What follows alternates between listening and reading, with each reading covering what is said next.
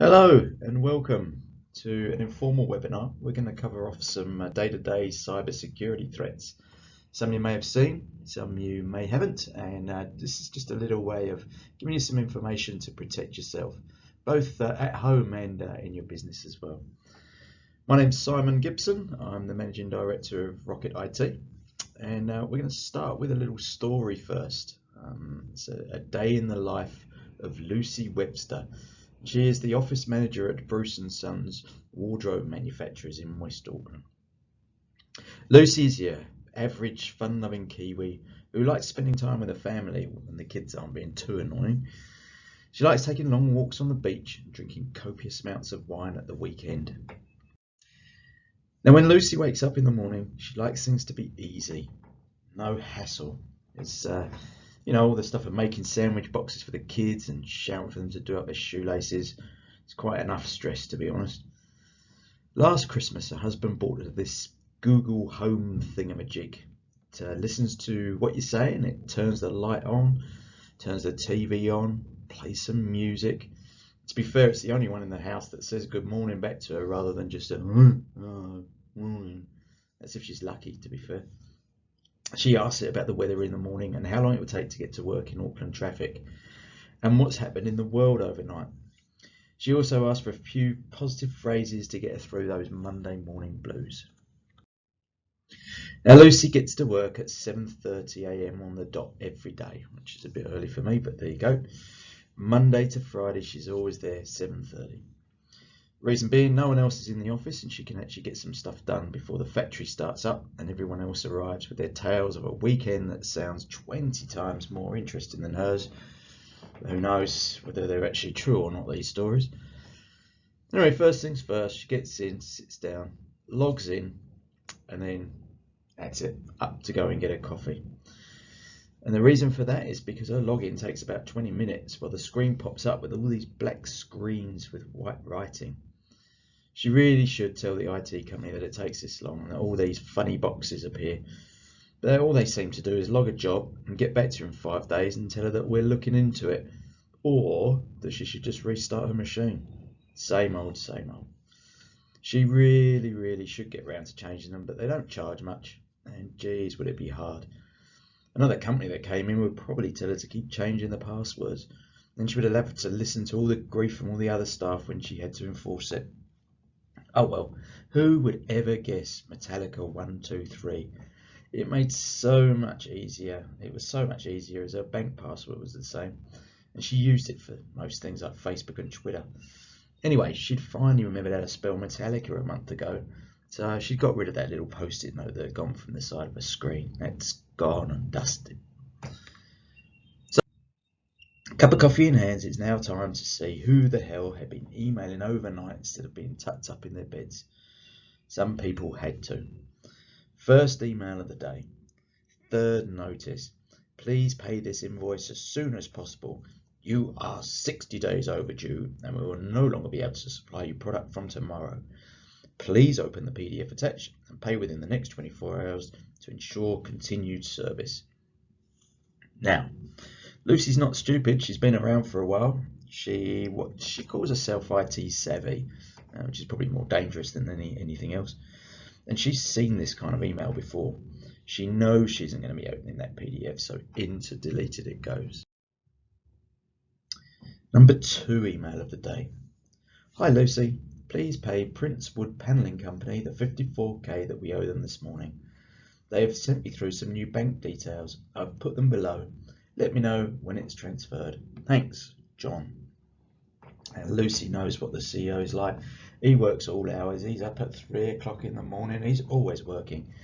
And this kind of request is always urgent. Better not get in trouble. I'll get this one paid straight away before he gets in, and he'll be a happy bunny. So the staff starts to drift in, and she sees Pete. Pete the foreman has been at the company for 25 years. He's like a piece of the furniture, even a wardrobe even. Everyone loves old Pete. The last few weeks though, he's been really angry and withdrawn. Just not himself at all. Lucy had tried to talk to him, but he just didn't want to know. But there he stood this morning with tears in his eyes, asking for a quiet word or two.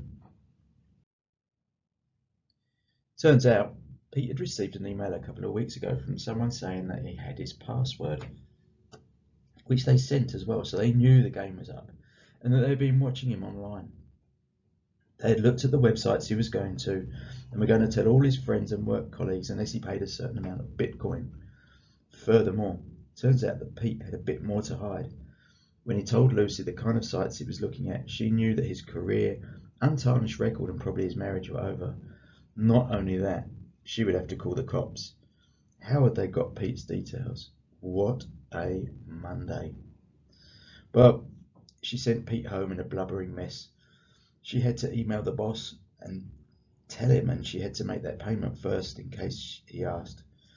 Well, she couldn't do either because this bloody annoying message kept popping up about a quarantine and unable to clean and all sorts of other stuff. She'll call IT later, but best ring the boss first. So when she talks to him, she says, well, hi John, I made that payment, but we have a little bit of a porn problem with Pete. She told him about the blackmail email, at which point John said, oh yeah, I've had 5 of those this week. When she told him about the payment that she made, the line went silent. I never sent you an email. The day was certainly starting to unravel. Lucy decided she'd best contact Pete to let him know that the email was not legitimate. She tried to open her Excel sheet of staff names and phone numbers. The file picture looked a different colour. She looked at a Word document. Didn't look the same. File after file. Nothing opened. That's okay. Even though the boss wouldn't fork out for online backups. He said, I hate paying stuff for monthly. She knew she had everything on a USB drive that she took home every night. She'd forgotten to take it for the last week. She tried the one that was in the depths of her handbag. There was lots of whirring, phew, and there is the folder with all the files in it, phew, and then double click, double click, double click, nothing. Lucy knew the business would be on its knees. It couldn't afford 54k being paid out. It just wasn't the money for that.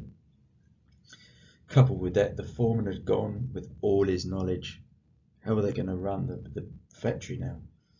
Not a single file in the business could be opened with no backup. They probably wouldn't last another 3 months. To be honest, they didn't. That night, feeling like a bit of a muppet, Lucy sat down and poured one hell of a big glass of wine. Opening her Facebook, Lucy notices her profile picture has changed, and then she looks at her recent posts. Oh my God. There's a knock on the door. Pizza Hut at the door. Strange. We didn't order anything. Then Domino's, then Indian food, and then Chinese.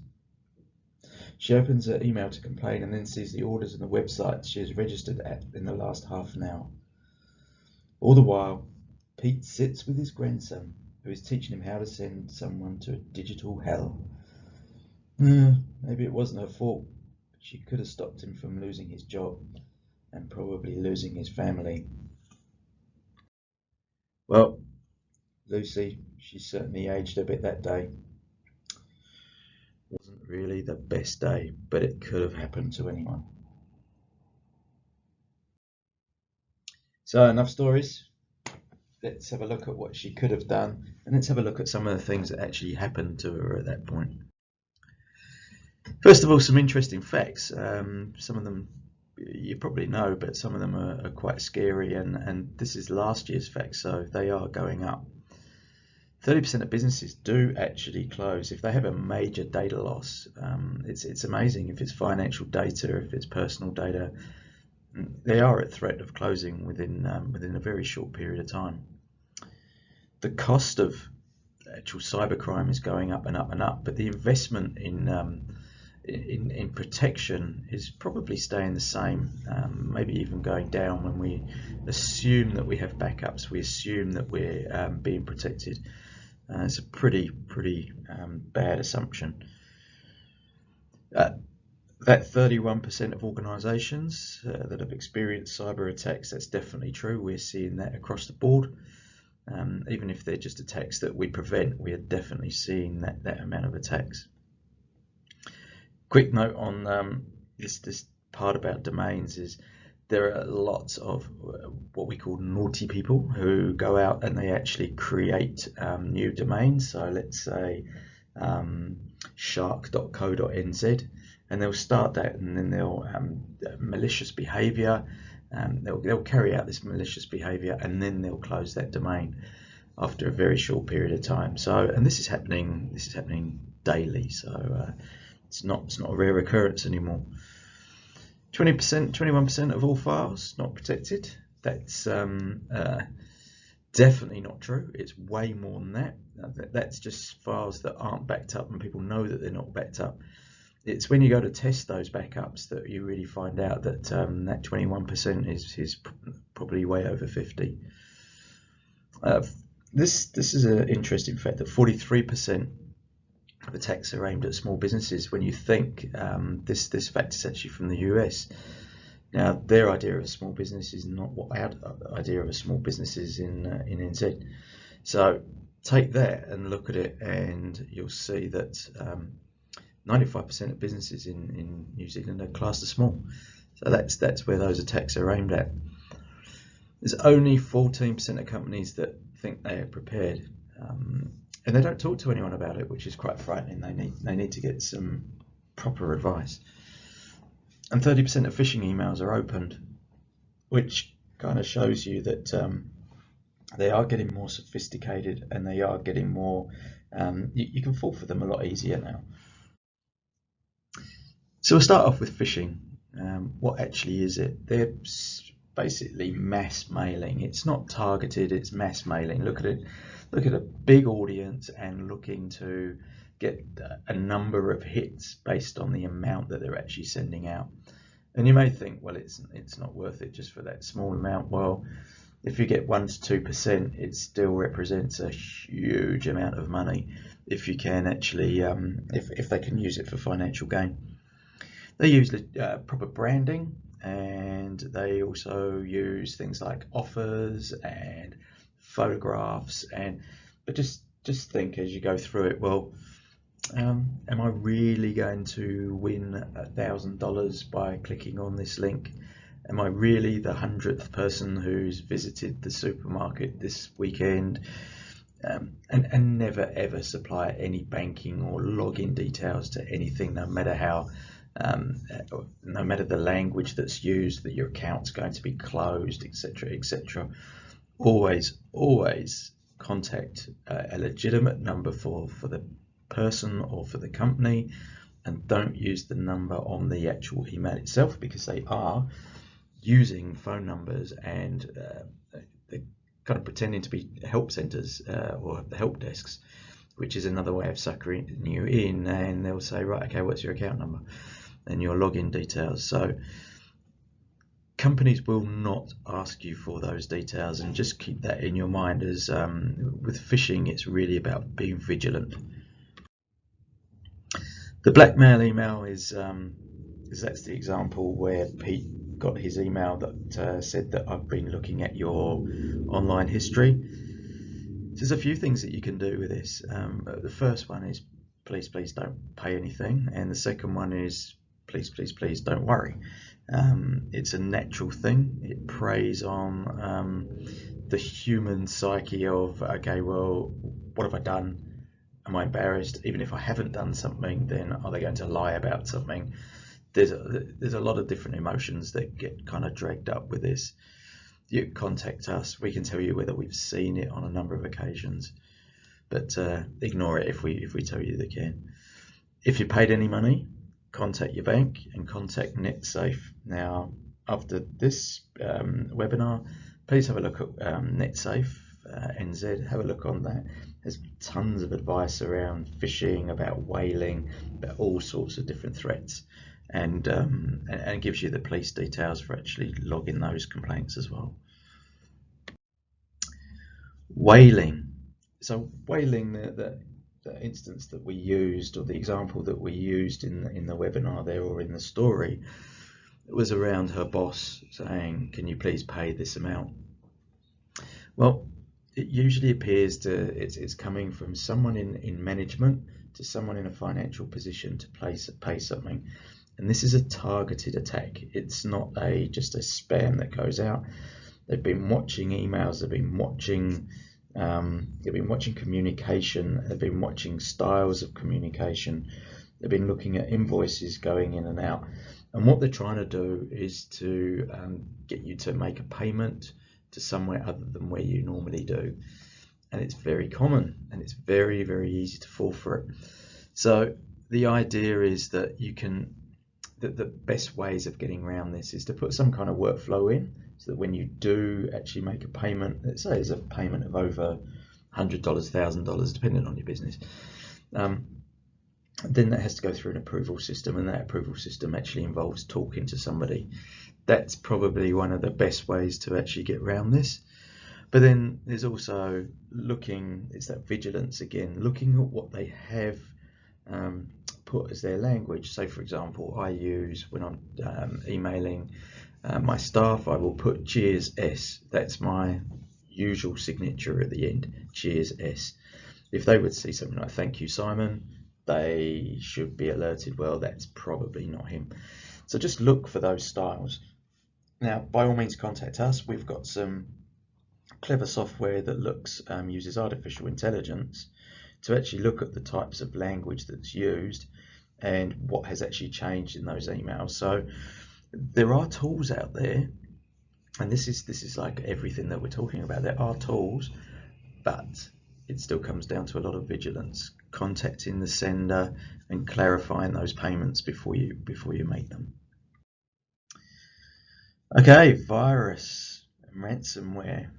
Phishing and whaling seem to be in the news quite a lot now, but and viruses and ransomware seem to be kind of old hat now, and not really talked about that much.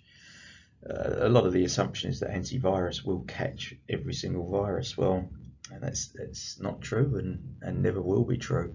There's always new variants of viruses coming out, and you can't trust an antivirus product, even with the latest updates, to be catching everything at the speed that these variants are actually being made. So we can't, although we do have our antivirus, we can't rely on it. Now, how do they come into the environment? They can come in via email, they can come in via a USB stick, they can come in via someone with a password that's cracked, many different ways. And one of the most common features of a virus, or one that we've seen that causes the most damage, is the encryption of files. So these are crypto lockers where they encrypt all the files that you have and then ask for a Bitcoin amount to actually release them. So what can you do? So don't open attachments unless you're expecting them. If it looks strange, do not open it. Contact the sender once again. Always have your up-to-date antivirus software. Make sure your passwords are complex, and we'll talk about passwords in a little bit. Now, the minute that you see that those files are encrypted, if you see them there, then best thing to do is to shut down your computer and call us. We'll tell you what to do from there. It may be that we want you to remove the network cable from your machine. Might seem overkill, but we don't know how those things are spreading as well. It's usually files on the server, and we'll take it over from there. So that's virus and ransomware. It kind of relies on backups once it's actually gone through and done its encryption. And the last one, which you saw, where Pete was sitting there and he was sitting there with his grandson, causing digital hell. Well, you can actually do this on the internet. I'm not going to show you how and where, and you do have to do some searching to find them, and it's not easy, so I won't tell you how.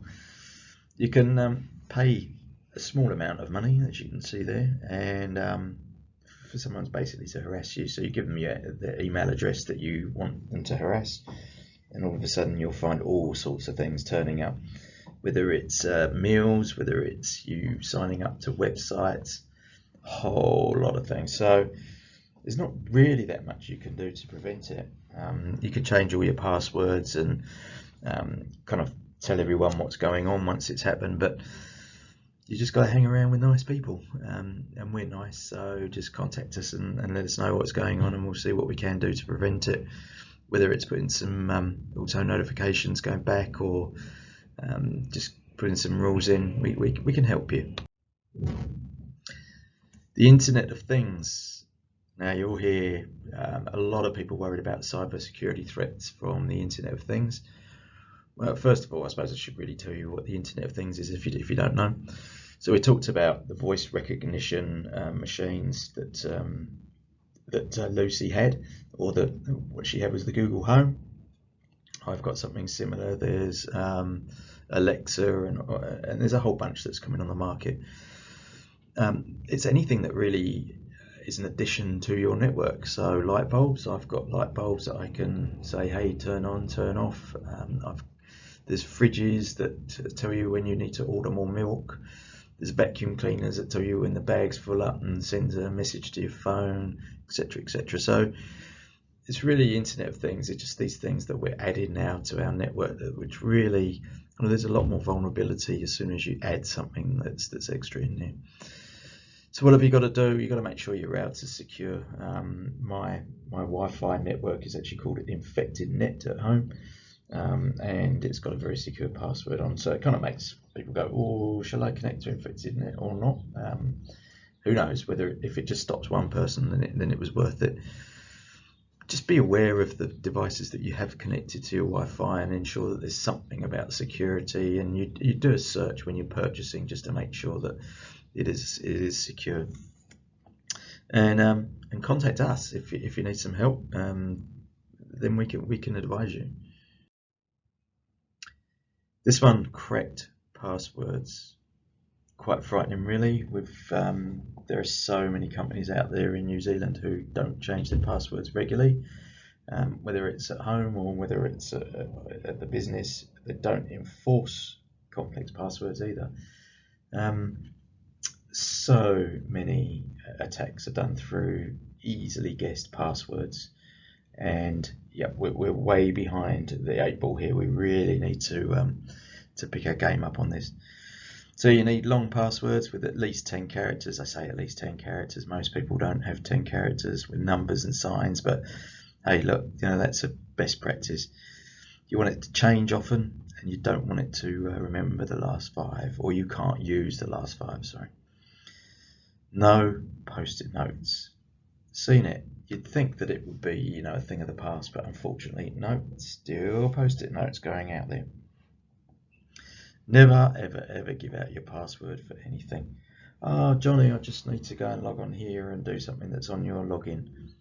Nah, don't do it, because anything that's done under that login, you're responsible for. It's you that's there.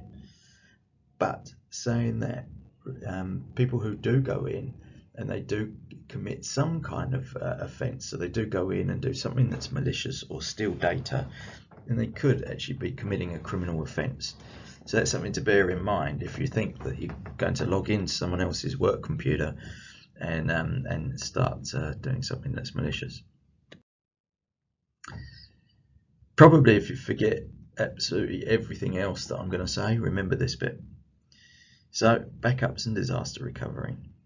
Most people can't afford to have 2 identical systems, one running in your office and one running somewhere else in a data center, for example.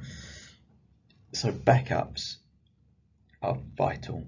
They really are vital, because that's your last line of defense. If everything goes wrong and you can get back to your backup, you might lose a day's worth of work. If you don't have a backup, you don't have that. You don't have any way of getting your business back up and running. And if your data is crucial to your business, like I've said earlier, your business could disappear. Now, backups are good, but it's all about the restore, really. If you haven't tested your restore, then you don't know whether you can get your data back. So do that very often. Test them regularly. And please don't do any backups on USB or DVD drives. They're not reliable devices or reliable storage medium. So just think, if you're doing that now, I need to get away from doing that in the next few days. They're not secure and they're just not robust enough for backups. So yep, restores are good.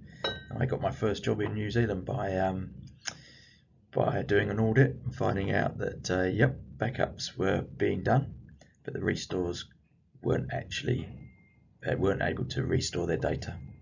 So just remember, backup, backup, backup. I keep saying it. One of the biggest threats still is your people.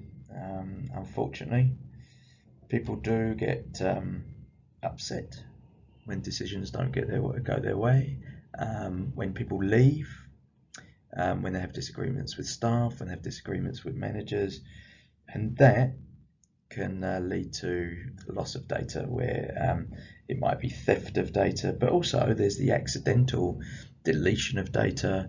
There is where somebody overwrites something by accident. So as I say, one of the biggest threats to your data is your people. So training really is training in data and data management is key. Just an aside, there's changes to the New Zealand Privacy Act that are coming up, probably by the end of 2019. So it changed it so personal data must be available on request, which is kind of in line with a lot of European countries and America as well, but coming to New Zealand. So any company that actually stores data, personal data, that must be available if someone requests it. It's got to be factual, it's got to be accurate, it's got to be relevant, and it's got to be topical. And every company now must assign, and this has been the same in many other years for a long time, what's called a privacy officer. And that privacy officer is responsible for looking after those requests and manage them as they go through your workflow, and also for ensuring the data is in a structure or in a format that you can actually get that data out and get it to the person who's requesting it. The last bit of that as well is that now serious data breaches of personal data have to be reported. That's to the Privacy Commission. Now this obviously, when you think about it, this follows on from all of the privacy breaches that have happened over the last few years. Facebook, actually I won't mention any others, but there are plenty of others where personal data has got into the public domain. And this is just really protecting and acknowledging the fact that the data is going into the public domain, and it's got to be, everyone's got to have a view of their own data, whether it does get into the public domain or not. So those are the changes that are coming up. We're offering a new service called Privacy Protect, and just get in contact with us and we do some work around helping you put those processes in, assign yourself a privacy officer and train them in what they need to do, and about how to store your data as well, because your data might be on our systems. Last but not least, she'll be right. Don't be fooled that New Zealand is safe. We're not. We're not safe. We've got a country full of small business with pretty poor protection, and so we're ripe. We're good for cyber security attacks, and we're ready to go. So please just put in any necessary precaution, and if you don't know what those precautions are, then that's what your IT provider is there for. You just contact them and say, I need a security audit, I need to know where my gaps are, and fill those gaps and make the investment.